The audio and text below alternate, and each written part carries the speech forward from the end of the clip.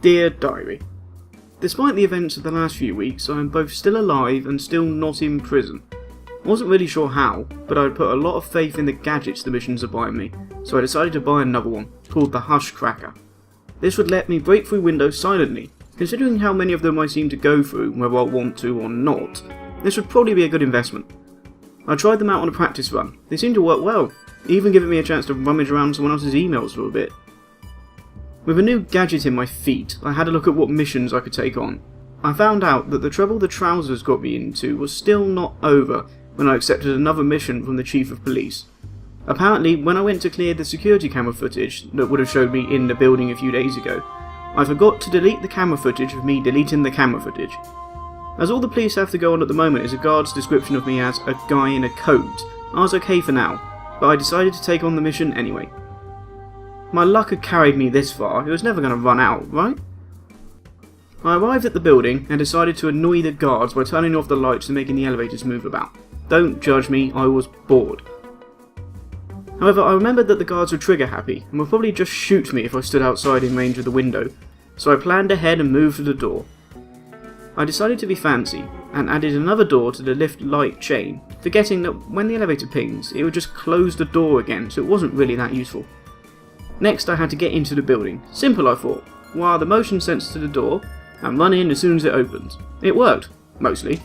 After a minor issue with the timing of the whole thing, I made sure my nose wasn't broken, got back up and ran to go into the building. After face planting on the now closed door, I remained composed, checked my nose again, and this time climbed above the door and unwired it when the guard walked through the sensor, meaning I could quickly clean my blood off the door as I walked through it. The door has so far been the most dangerous adversary I've faced in all of my travels. I hacked more of the building's electronics and went to work. The building had sound sensors that would trigger if any noise was made, so rather than being quiet, I wired one to a door that I needed to open and then set the lift to move constantly up and down. Giggling at how annoyed the guard would be, I prepared to go through the door. It didn't open. I tried using the lift normally, well, what was normal for me, I wired a light switch to call it, but still nothing. I then realised I hadn't wired up the sensor properly and the current was going the wrong way. After causing a minor short circuit that caused the door to go bananas, I finally got the wiring right and went into the room, which contained nothing more than another wire jack point. I wasn't really sure it was worth the effort, well, other than annoying the guard on the ground floor. He must be confused as hell right now.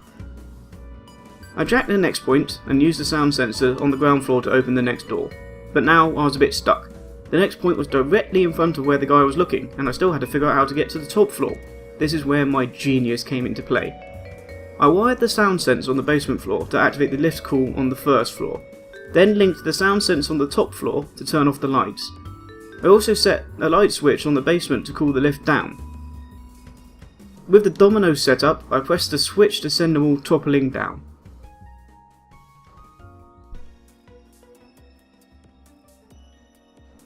With the lights off, the guard opened the door for me so I could get into the room if I needed to.